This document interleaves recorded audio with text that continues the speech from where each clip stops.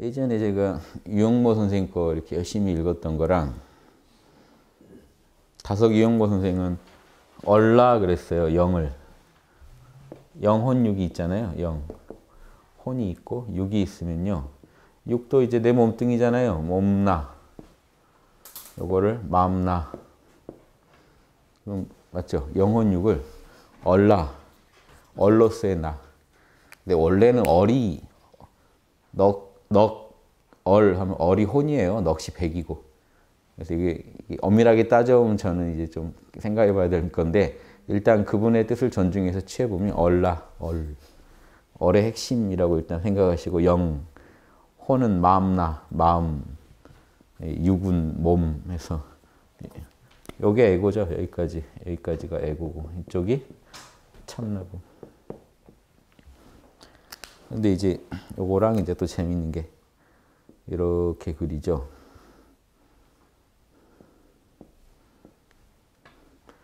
권근 정도전 선생 친구죠. 이색 선생 같은 동문한 제자인데 권근 선생이라고. 이분이 조선 초에 입학도설 처음에 공부 시작한 사람들한테 이제 도움이 되라고 그려놓은 그림이 있어요. 거기서 이제 이게 간단하게 핵심만 말하면 성리학에서는 리와 기로 얘기하는 걸 좋아하잖아요. 요게 2.1이라는 거. 우리 내면의 마음의 로고스. 요건요 이제 기. 그래서 심장이 불을 맡은 기관이라 딱 불처럼 끝에 타오른 거다. 이렇게 이 설명 다 돼 있습니다. 그럼 이게 일종의 이제 물질적인 육체를 상징하죠. 여기에 담긴 게 에너지라면 이 자체는 또 물질성도 있잖아요. 그래서 물질적인 심장과 또 그 어떤 기운 거기에 서려 있는 그리고 로고스로 순수한 로고스로서의 우리의 본성. 요거를 이제 우리 본성이라고도 하고. 본성과 기. 여기에서 본성에서 나온 로고스가 그대로 발현된 우리의 마음. 이 두 개는 마음의 영역입니다. 그러니까 어떻게 돼요? 요거는 지금 얼라면 요거는요. 몸나고. 요 두 개는 지금 마음난 거죠. 이것도 마음나고. 이 두 개가 구분이 돼요. 이게 재밌는데요. 이 기에 붙어 있으면서 떨어지는 위태로운 형국을 하고 있으니까 요놈은 뭐라고 봤냐면 욕심이라고 봤어요. 요놈은요. 얼라에서 로고스에서 바로 튀어나온 거니까요. 요거는 양심. 이 두 개는 이제 혼 차원입니다. 발동했을 때. 즉 여기서 말하는 거는 양심은 사단을 말해요. 참나 자체가 아니라 발동했는데 로고스 그대로인 마음. 사단. 요놈은요. 칠정. 이게 나중에 태계 선생한테 가면 사단을 리에서 로고스에서 발한 거고 칠정은 에너지에서 발한 거다 해서 사단 칠정 이발 기발설이라고 해서 태계 선생의 이론이 나옵니다. 로고스에서 사단이라는 건요. 우리 마음 중에 로고스에서 어느 어떤 에너지적인 어떤 변화도 없이 로고스 그대로가 리가 발동했던 원리가 발동해서 기수지. 원리가 발동하는데 이제 기가 따른 형국. 욕망의 이런 기가 뒤에 따르는 형국. 그러니까 로고스가 주도하기 때문에 로고스가 지배하는 거죠. 사단은. 이 욕망은요. 기발 이승지. 에너지가 발동했다는 거예요. 우리 몸나 차원에서 에너지가 자극받아가지고 기운에 혈기에 다른 우리 몸의 혈기가 다른 외부의 기에 감응해서 욕망의 칠정이 희노애락. 욕망이 충족되면 기쁘고 아니면 놀래거나 두려워하고 슬퍼하는 감정이 탁 일어나면서 밖으로 에너지적 작용에 의해서 로고스가 좀 저차원적으로 표현된 게 칠정이라는 거죠. 그래서 기발이승지. 기운이 먼저 발동했고 로고스가 그 위에 타고 있기 때문에 로고스는 있어요. 그런데 왜곡되어 있는 거죠. 이해되죠? 기발이승지. 이발 기수지. 이거 달라요. 리가 먼저 발동하니까 기가 거기에 순종적으로 따르고 있는 모습과 기가 먼저 발동했는데 이가 거기에 여전히 타고는 있다는 거죠. 그러니까 이가 만약에 정신 차리면 원리가 힘이 강해지면 기를 다스릴 수도 있는 거죠. 원리는 그래도 타고 있는 거예요. 기에 끌려가고 있는데. 그러니까 말이 미친 거죠. 근데 사람은 타고 있는 거예요. 리가. 그러니까 조정을 지금 안 되고 있는 건데 거기서 우리가 깨어서 뭐가 선인지 악인지 양심 분석을 하다 보면 기가 다스려지면서 다시 또 도심으로 우리가 돌아갈 수도 있겠죠. 그래서 그런데 지금 이 형국이 좀 다르죠. 칠정은 출발 자체가 기운에서 욕망에 자극받아 나온 거고 이 사단은 로고스, 우리가 양심 그대로 작동하는 거다. 그래서 어떤 이렇게 사단과 인간의 두 마음을 이렇게 구분했어요. 그래서 제가 요거를 재미삼아 붙여본 겁니다. 이거는 얼 쪽에 가깝잖아요. 얼맘나. 요거는 몸 쪽에 영향을 받으니까 몸맘나. 그래서 얼나, 맘나, 몸나 이렇게 나눌 수도 있고 예전에 재미로 나눠본 건데 얼 쪽에 얼을 리가 주도하고 있는 얼맘나. 리가 주도하고 그 뒤에 에너지가 따르고 있으니까 얼맘나. 이쪽은 기가 주도하니까 몸맘나. 몸에 일어난 그 오감의 자극이 기본이 돼서 우리 마음이 이제 휩쓸리는. 그래서 이 두 개로 이렇게 나눠보면 이것도 재밌는데 퇴계 선생의 이런 사단 칠정론을요, 권근 선생에서 이제 시작됐고 이렇게 나눠서 보는 설명이 퇴계 선생이 이걸 그대로 이어받아서 로고스에서 양심이 나오고 기운에서 욕망이 나온다라고 하니까 율곡 선생이 반대한 게 뭐냐면 그 전에 기대승 선생이 반대하고 그 뒤를 이어서 율곡 선생이 반대한 게요. 이 설명은 참 명쾌한데 로고스가 발동할 때도 결국은 에너지가 도와줘야 발동이 되고 그렇죠? 기가 발동할 때도 결국은 로고스가 타고 있고 근데 더 들어가 보면 발동하는 건 어차피 기라는 거죠. 즉 이때는 순수한 기가 발동. 자 보세요. 소프트웨어는 동일한데 하드웨어가 이쪽은 맑은 하드웨어고 이쪽은 이 탁한 하드웨어인 거죠. 맑은 기 때문에 양심이 발동한 거지 그 맑은 기란 조건을 빼고 이 얘기를 하면 되냐 이거죠. 여기는 갑자기 로고스만 발동한 것처럼. 결국 따져보면 뭡니까? 이 로고스가 그대로 발동할 수 있었던 이유는 기가 맑아서 그래요. 그래서 이 양심은 맑은 기를 타고 로고스가 그대로 발현된 거고 똑같은 로고스인데 탁한 기를 통과하다 보면 저차원적으로 변해서 칠정으로 변한다는 거죠. 그러니까 이게 둘 다 맞는 말입니다. 지금 말하는 측면들이 다른 거지. 그러니까 율곡은 그렇게 얘기하지 말고 뭐든지 기가 발동하는 거고 그 안에 로고스가 탄다고 얘기합시다 라고 주장한 거죠. 기대승 선생도 그렇고. 근데 퇴계는 그렇게 되면 다 기발이다 해버리면요. 맑은 기, 탁한 기로만 구별하게 되잖아요. 그게 싫었던 거예요. 로고스에서 나오는 놈이랑 기에서 나오는 놈을 요걸 구분하는 게 더 중요하지 않냐라는 측면을 계속 퇴계는 강조합니다. 율곡은 아니 둘 다 기발이라니까요. 결국은 에너지의 문제지 로고스는 우주에 동일하고 그래서 이통기국론 로고스는 어디나 다 통하고 기에 의해서 국면이 이렇게 달라지는 거다라고 기의 중요성을 주장합니다. 소프트웨어가 아무리 중요해도 하드웨어가 딸리면 구현을 못하고 하드웨어가 훌륭해야 소프트웨어도 다 구현이 됩니다.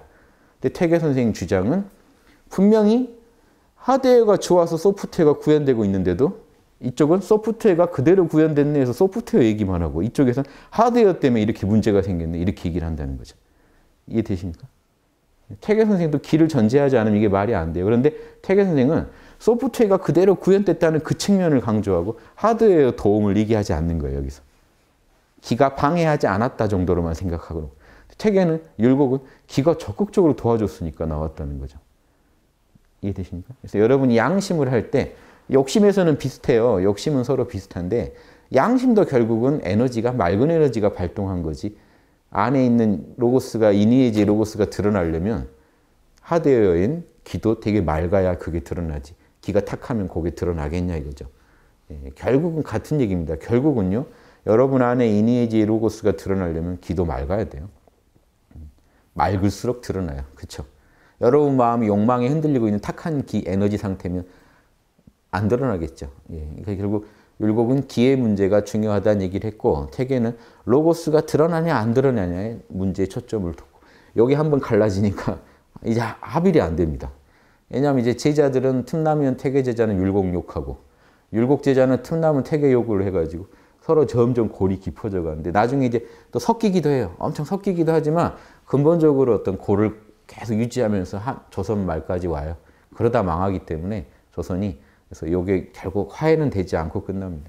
근데 저희는 이제 우리까지 이렇게 같이 싸울 필요는 없잖아요. 다른 측면에서 접근했기 때문에 이렇게 달리 설명이 된 거다만 아시면 돼요. 결국 똑같은 얘기예요. 양심이 나오고 우리 실존적으로 말할 때 양심, 어를 따르는 마음나가 있고 우리 마음에는 육정을 따르는 몸 마음나가 있어요. 두 개의 마음이 인심과 토심, 어떤 형체와 기운을 따르느냐 본성 로고스를 따르느냐에 따라서 마음이 달라집니다.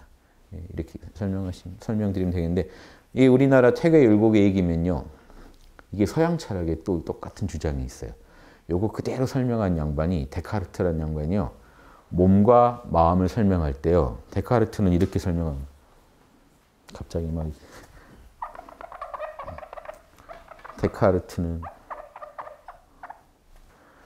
데카르트가 젊었을 때 장미십자인가요? 이런 신비주의에도 가입했었고 되게 적극적으로 찾아봐요. 신비주의도. 이제 한번 중세 기독교가 붕괴되고 난 뒤니까 적극적으로 자기 안에서 어떤 신성을 찾는 그런 것도 관심 갖고 연구해보고 또 철학적으로도 엄청 사색하다가 근대 철학의 아버지가 되는데 그 양반이 뭘 알았냐면요.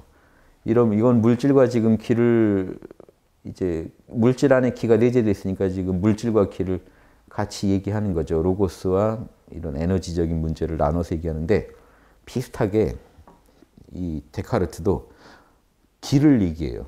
우리 몸 안에 기가 흐르고 있다는 얘기를 해요. 그 그림까지 그려져 있습니다.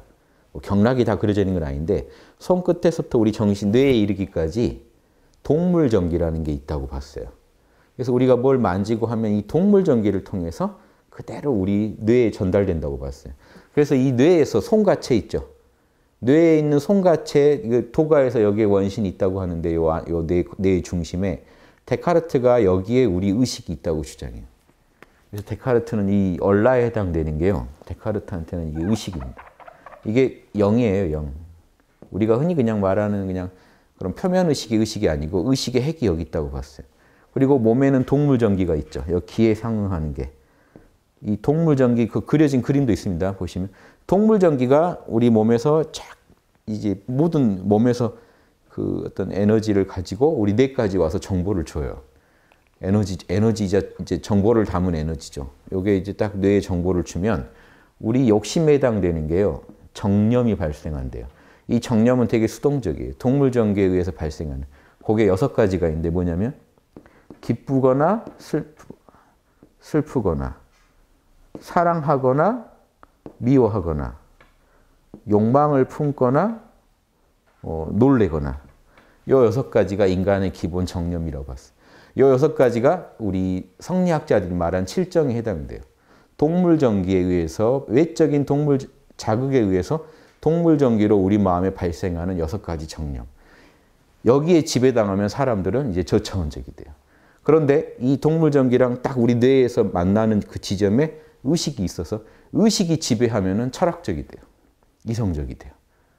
이렇게 해서 이제 데카르트는 4단 7정론을 전개해요. 의식이냐 정념이냐. 여기에 4단 7정에 상응해요. 이 의식의 작용이 이제 4단에 상응하죠. 그래서 이 데카르트는 이 의식, 우리 의식 안에 본유관념이라고 해서 로고스를 본유관념이라고 불렀어요. 우리 마음 안에 본래 관념이 들어있는데 이게 이데아다. 우리 안에는 사물의 모든 이데아가 다 들어있다. 그러니까 이 데카르트도 결국은 플라톤의 후계자입니다. 플라톤주의죠. 그래서 우리 정신 안에는 로고스가 있고 밖에 이제 사물과 우리가 접촉했을 때 결국 동물전기로 인해서 우리 마음에 정념이 일어나는데 의식이 그걸 지배하지 못하면 끌려가고 정념에 의식이 지배하게 되면 이제 4단이 펼쳐지는 거죠. 이성적인 삶이 펼쳐져. 거기서 지혜를 얻을 수 있고 자명하다고 하는 걸 되게 강조해요. 데카르트가. 명백하고 자명한 그런 진리들을 알아낼 수 있는 거예요. 자연에서 읽어낼 수 있는 거예요. 그래서 우리 안에 빛이 있어서 그런 자연의 진리들을 다 이해할 수 있다고 봤어요. 우리 안에는 본유관념, 이데아도 있고 우리 안에 이데아가 있다 보니까 밖에 있는 사물에 대해서도 정확한 진리를 설명할 수 있다고 봤어요. 이게 데카르트예요. 그래서 데카르트 하면 심신이원론자 해서 막 욕하지 마시고 데카르트가 정확하게 얘기한 거예요. 데카르트는 우리 정신과 육체가 만나가지고 같이 굴러가는 그걸 중시해서 설명했어요. 정신과 물질은 애초에 좀 다르다고 생각해요. 정신과 물질은 다른 거고 그래서 심신이원론자라고 불린다면요. 지금 정신을 물질의 현상으로 설명하죠. 유물론적으로는. 데카르트는 정신의 독자성을 주장한 거예요. 그래서 심신이원론자 해가지고 데카르트를 그냥 매도할 수는 없어요. 왜냐하면 그런 식으로 따지면 동양의 성리학자들도 다 심신이원론자죠. 정신과 육신을 다 분리해서 봤는데 그러면서도 하나로 작동하고 있다는 거죠. 데카르트도 또 그걸 얘기해요. 정신과 육신이 하나로 돌아가는 과정을 설명할 때 그 과정에서 정념이 발생해요. 그래서 이 얼라가 하늘이라면요. 이 몸나는 땅이잖아요. 그 마음나라는 건요, 천지간에서 벌어지는 자연현상입니다. 비 내리고 바람 불고 눈 내리고 없을 수가 없죠. 근데 그거를 즉 이런 욕망에 해당되는 부분인지 그 자연 변화가 양심적인지 자연의 결을 따르는 그 변화인지 자연의 결을 깨트리는 변화인지 위태로운 변화인지 아니면 그걸 순조롭게 잘 다스리는 자연의 변화인지 이게 이제 중요한 거죠. 그래서 데카르트도 의식이 이런 정념을 지배하면 감정을 다스릴 수가 있고 이성적으로 살 수가 있고 요거 지배를 못하면 정념에 끌려다니는 저차원적인 삶을 산다 이렇게 주장합니다. 칸트에도 똑같이 칸트한테도 이게 있어요. 선의지, 우리 안에는 선의지가 있어서 선의지에 의해서 이런 동물전기 얘기는 안 했지만 칸트는 이런 제한된 경향성, 기질을 극복할 수 없는 이 물질적인 경향성에 끌려가서 살고 있는 우리가 초월적인 양심의 명령, 너가 하는 짓이 모든 사람이 해도 되는 짓만 해라라는 그 명령을 따를 때 우리 이런 경향성을 극복해서 이 자유의 영역으로 우리가 갈 수 있다. 이렇게 칸트도 그렇게 똑같이 주장하거든요. 그래서 다 이 철학자들의 되게 핵심에 이게 있습니다. 이게 조선 성리학자가 500년간 열심히 판 게요. 서양 철학자들한테 그게 나오면 대단한 건 줄 아는데 선비들이 이런 거 했다 그러면 그냥 아유 이러다 나라 망했지 이렇게 생각해요. 결국 칸트니 데카르트니 분들이 제일 심혈을 기울여서 연구한 우리 의식의 제일 본질적인 학문이요. 우리 조선 선비들 옛날 우리 할아버지들이 하는 그냥 그 사단 칠정론이었어요. 할머니들도 일부 하셨고 아무튼 그렇게 이해하시면은 정신에 대해서 우리가 이렇게 사단 칠정 얘기하는 게 그렇게 가벼운 얘기가 아니에요. 내 욕망을 정념 데카르트가 정념이라고 말한 그 욕망들을 내가 이성적으로 로고스에 맞게 다스릴 수 있느냐 하는 문제예요. 천지는요 자연현상이 질서정연하게 돌아가는데 인간의 마음에서 일어난 희노애락의 자연현상은요 파괴적이에요. 되게 순간 우리가 방심하면은 나와 남을 다 무너뜨린다고요. 그러니까 천지 자연현상하고 인간의 자연현상은 달라요. 인간 마음에서는 끝없이 양심이 통제해 줘야 돼요. 이성이 통제해 주지 못하면 금방 이게 나와 남을 다 망가뜨리거든요. 그래서 인간한테 이 문제가 되게 중요한 문제고 제일 본질적인 문제입니다. 그래서 이거는 자연과학이 할 수 없는 문제예요. 자꾸 요즘 자연과학만 하면 되고 인문학 필요 없다고 말하시는 분도 계신데 그런 말 자체가 인문학적 소양이 되게 부족하신 얘기입니다. 우리가 자연과학만 알아서 사는 게 아니에요. 사람 사는 제일 본질은요. 마음의 경영의 문제입니다. 마음의 경영에 대해 최고 전문가들이 쓴 글들이 인문학 고전들이고요. 당연히 둘 다 같이 해야지 왜 자꾸 어느 하나만 편들고 하나만 하면 해결될 것처럼 얘기하시는 건 안 돼요. 자연과학은 자연과학대로 당연히 자명한 로고스를 다 다루고 있기 때문에 분과학문이잖아요. 각각의 분과에 들어있는 로고스를 탐구하는 거고요.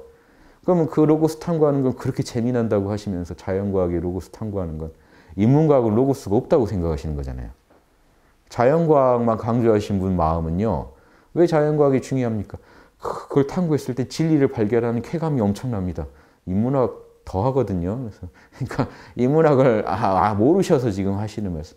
다 로고스의 학문인데 왜 자연과학만 탐구할 때 쾌감을 느끼고 인문학에서는 그 로고스가 발견이 안 된다는 겁니까? 영역이 달라요. 자연과학은요. 현상으로 작동하고 있는 존재들에 의해서 파악되는 로고스, 밖으로 작동이 드러난 로고스를 연구하는 거고요. 철학은요. 그 배우의 로고스를 뭐가 있어서 이게 튀어나오는지 배우의 로고스를 탐구하는 거니까 서로 보완이 돼야 되는 거고 이렇게 하나로 돌아가야지. 그리고 둘 다 정밀해질수록 우린 로고스의 실체를 더 정확히 볼 수 있죠. 어느 하나 학문을 내세워서 하나를 부정하지 마시고요. 둘 다 해야 돼요. 그런데 본말을 따지자면 인문학이 중요합니다. 왜냐하면 평생 우린 자연과학의 도움을 안 받고 살지는 않지만 내 일상에서 매 순간 선택할 때 제일 기본이 되는 거는요. 자연과학의 로고스보다 지금 내 마음을 어떻게 쓸 거냐의 로고스를 먼저 알아야 돼요. 거기에 이제 자연과학의 로고스가 보태지면 더 탁월한 선택을 하겠죠. 그러니까 이 바탕과 거기에 이제 우리가 정보로서 그때그때 도움되는 것들을 이렇게 좀 구분을 해보세요. 어떤 선택을 하건 여러분은요. 이 선택의 내용으로서는 자연과학적 정보가 많을수록 더 정밀한 내용의 올바른 내용의 선택을 하시겠지만 기본적으로 선택하는 방법을 어디서 배우냐는 거죠. 그건 인문학에서 배운단 말이죠. 이 두 개가 만나면 당연히 최고죠. 그래서 그렇게 생각을 좀 하시면 좋겠어요. 그래서 이 자연과학을 모르고 선택한 거는 다 엉망이야. 이렇게 생각하시기 전에 선택하는 방법을 나는 정확히 알고 있는가, 어디서 그걸 배워야 되는가의 문제는요, 그건 인문학에서 배워야 됩니다. 그래서 그 자연과학 하시는 분들도 인문학을요, 교양으로 딱 하시면 되는 거고, 전공하시라는 게 아니라, 인문학의 제일 핵심이 지금 이거니까, 사단 칠정론을요, 여러분 잘 이해하시면서 이걸로 여러분 마음을 경영하실 수 있는 분이 되시면 좋겠어요. 여기에 자연과학적 정보가 그 로고스를 더 파시게 되면요, 얼마나 그러면 현명하고 그 모두에게 이로운 결정을 하시겠습니까? 얼마나 자명한 결정을 하시겠습니까? 이게 재밌는 거죠. 결국은 로고스의 문제입니다. 자연과학, 인문과학 이건 인간이 나는 거고 결국은 모두가 다 로고스의 문제입니다. 그래서 그 로고스가 자연을 통해 드러날 수도 있고 인간의 몸을 통해 드러날 수도 있고 인간의 마음을 통해 드러날 수도 있어요. 그래서 우리는 그걸 연구해서 로고스의 본질에까지 접근해 가는 겁니다. 철학은. 그래서 이 그림 한 장, 마음 심자 하나를 잘 기억해 보세요. 마음 심자 하나. 딱 점 하나 찍을 때 이게 참나구나. 동그라미 딱 그릴 때 참나를 담는 그릇이구나. 물질적인 그릇이구나. 여기에 선이 두 개가 딱딱 나가는데 원래는요. 이게 심장을 그린 거예요. 심장. 동맥과 정맥을 그려놓은 거예요. 심장에다. 심장 양옆에 동맥, 정맥을 그려놓은 거니까 원래 육체에서 가져왔어요. 가운데 점은 피를 의미했던 것 같아요. 처음에는. 그게 지금 여기에 이제 형이상학적 의미가 붙은 겁니다. 원래는 이렇게 생겼었어요. 저게 지금 이렇게. 근데 이게 딱 모든 걸 설명하기가 너무 좋은 거예요. 그래서 철학자들이 이 한자에다가 의미를 부여한 겁니다. 그래서 조선 초에도 이미 이 그림이 다 그려져서 입학도설이라는 책에 그림 다 그려져 있으니까 한번 봐보세요. 그래서 여러분 마음 안에서도요, 육체적인 심장이 있죠. 그 안에 우리 혼이 있고 그 혼의 이면에 참나가 있다는 거. 그리고 그 혼의 에너지가 맑아서 참나를 잘 반영할 때는 양심이 되고 혼의 에너지가 탁해서 참나의 로고스의 이 뜻을 잘 반영 못할 때는 욕망으로 변한다는 거, 표현된다는 거. 이런 것도 한번 생각해 보세요. 그리고 더 들어가면요. 사실은 이 태계는 리와 기를 딱 나눴죠. 근데 율곡은 합쳤죠. 다 기의 작용이지 로고스가 얼마나 드러나냐 안 드러나냐는 기의 질에 따라 달라진 것뿐 결국 움직이는 건 기지 하니까 제가 이결 강의하는 면 선생님 같은 그 선생님이 한주 이진상 선생님께서 먼저 이제 그 주장을 하셨죠. 그렇게 따지면 이게 율곡설이 많이 이제 태계설과 합쳐진 거예요. 그런데 어떻게 합쳐졌냐면 그렇게 따지면 다 리가 하는 거지. 이제 칠정도 리발이라고 주장하는 게 이제 한주 학파입니다. 면호 선생과 한주 선생이 주장한 심증 리설이 뭐냐면요. 보세요. 역으로 보면 요거는 리가 제대로 드러난 거. 요거는요. 리가 왜곡돼서 드러난 거. 결국 다 리가 다 로고스다라고 주장한 게 결국 율곡설이랑 거의 유사해져요. 기적인 측면만 얘기하면 율곡, 리적인 측면만 얘기하면 한주나 면후. 오히려 리기를 중간을 얘기한 게 퇴계가 돼요. 오히려 이제 그 관점에서. 이런 것도 이제 너무 복잡하시진 않죠. 이제 요 정도 알아두시면요. 성리학이 다 거기에요. 그래서 결국은 우리 마음의 문제로 가져와서 내 마음에서 이런 걸 읽어내시는 게 더 재밌는 거니까 여러분 마음을 연구하실 때 참고가 되는 정도로만 제가 말씀드린 겁니다. 결국은 다 맞는 얘기예요. 어떤 측면에서 얘기하냐에 따라서 다를 뿐이죠. 결국 제가 면후 선생의 이결을 강의하잖아요. 다 로고스의 작용이라는 거예요. 뭐든지. 그러니까 욕망도요. 결국은 로고스의 작용이에요. 그래서 로고스의 작용이라고 보시면 여러분 마음 연구에 도움이 되십니다. 확 배가 고파요. 그럼 내 마음에서 뭔가 이 배고픔, 허기를 느끼죠. 허기라는 로고스가 발동됐구나라고 보세요. 허기라는 그 느낌은 에너지인데 느낌을 이런 식으로 그 에너지를 이런 식으로 조합해서 탁 드러낸 거는 배우의 로고스가 있다는 거죠. 분명히 허기가 뭔지 아는 존재가 그렇게 에너지를 만들어내지 않았을까요? 그 허기가 뭔지 분명히 아는 그 자리가 로고스입니다. 그럼 또 그러다가 잘 가다가 누구랑 뭔가 시비가 붙었어요. 분노가 확 일어났어요. 내 안에 분노의 로고스가 지금 그 적당한 에너지를 가지고 또 표현된 거죠. 이렇게 여러분 마음에서 드러나는 걸요. 다 로고스의 작용이라고 보시는 거. 이게 마음 공부에 아주 중요합니다. 그래서 어떤 로고스가 나타나는지, 어떤 로고스가 어떤 에너지를 가지고 칼라를 가지고 나타나고, 어떤 로고스가 또 어떤 에너지를 가지고 나타나고. 이게 이제 황진의경에 나온 것도 각각 희노애락을 에너지적으로 설명하는 것도요. 그 에너지를 설명하면 그 안에 이미 로고스가 들어있다고 봐야 돼요. 그 기가 그런 모습으로 작동하게 만든 건 로고스거든요. 요게 불교랑 연결됩니다. 불교에서 일체가 유심이다. 다 마음에서 나왔다 그러면서 이 말을 해요. 예. 마음법이 유심에서 나왔다. 마음법이라는 말을 쓰는 게요. 10가지 법이라는 게 10가지 로고스입니다. 10가지 로고스라고 봤어요. 불교에서는 이 존재 하나하나가 다 로고스라고 봤어요. 그걸 불교 용어로 다르마 법인데요. 법이 무슨 말이냐면요. 일정한 그 성질을 가지고 있다는 뜻이에요. 걔는 걔대로의 법칙이 있다는 거예요. 법칙을 의미해요. 그러니까 그게 로고스죠. 그래서 여러분 물은 이 마음법 중에 물이라는 법은 물의 로고스를 말해요. 에너지를 저런 식으로 표현하고 있는 그게 물의 법이고 그게 하나하나 존재들은 다 정보이고 법칙이에요. 지금 여기 존재한 이건 나무의 법칙을 표현한 거죠. 각각은 요놈은 천은 천의 법칙, 종이는 종이의 법칙 다 법칙이 있죠. 이게 다 로고스예요. 그래서 자연은요, 지금 이 순간 로고스를 표현해내는 게 지금 자연이고 현상입니다. 그래서 마음법이라고 그러는 거예요, 불교에서. 현상을 말할 때 마음법. 그런데 그 마음법이 유심, 마음법이 다 참나에서 나왔다는 거예요. 우리 참나가 모든 로고스의 근원이라는 겁니다. 그럼 뭔 말입니까? 참나가 작동하니까 온갖 존재들이 그 로고스가 표현된 거라는 거죠. 그래서 결국 일체가 다 내 마음에서, 지금 내 마음에 그럼 일체의 마음법의 로고스가 다 있다. 그래서 우리 참나를 뭐라고 부르는지 아십니까? 불교로 법신이라고 부르는데 로고스의 몸이라고 부르는 건요. 모든 로고스가 거기서 나오기 때문에 그래요. 요 소리나 유교에서 우리 참나 안에 로고스가 있다가 그놈이 발동하면은 이제 사단이 되고 그놈이 발동하는데 저차원적으로 발동되면 칠정이 된다는 요 얘기나 마음법 유심이나 똑같은 얘기입니다. 여기 다르다고 생각하시면 안 돼요. 학문적으로 연구하시면 로고스를 정확히 이해하시면 이게 같다는 결론에 도달하게 돼요. 이거를 말만 쫓아가지고 다를 거라고 언어가 다르니까 다를 거고 종교가 다르니까 다를 거다 하고 연구하시면 여러분이 로고스를 제대로 연구하신 분이 못 돼요. 이거는 뭐 과학 용어를 가지고 미국하고 한국하고 다르다고 서로 물리학을 연구해도 다른 거 연구한 줄 아는 것처럼 잘못된 생각입니다. 언어만 다르지 똑같은 만물의 원리를 연구하고 있는 거기 때문에 종교도 인문학도 똑같아요.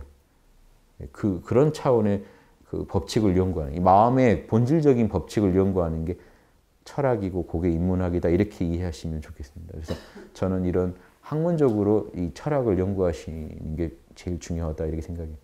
그래서 낮에도 그런 얘기 들었는데 신앙으로는 못 가요. 믿음으로는요. 우리가 물리학 공부할 수 있을까요? 믿어서? 저희는 아인슈타인을 믿습니다. 호킹을 믿습니다 해가지고 제가 로고스를 알 수 있을까요? 호킹이나 아인슈타인도 그런 소리 하지 말고 제발 내가 내는 문제나 좀 풀어봐라 그러고 풀다가 같이 그 법칙을 이해하고 공감하는 걸 그 과학자들도 좋아하지 믿고 있는 양반을 좋아하지는 않을 거예요. 이 인문학자들, 철학자들도 똑같습니다. 이런 식으로 여러분 마음에서 본질을 찾아낸 분을 귀하게 여기지 잘 믿고 있다고 고마워할 분들이 아니에요. 그분들 모두요. 4대 성인들 가만히 보세요. 4대 성인들 태어났을 때요. 다 어떤 큰 신앙 속에서 태어났죠. 부처님은 힌두교, 예수님은 유대교. 사회 전체를 지배하는 종교가 있었어요. 거기 깨고 나오신 분들이에요.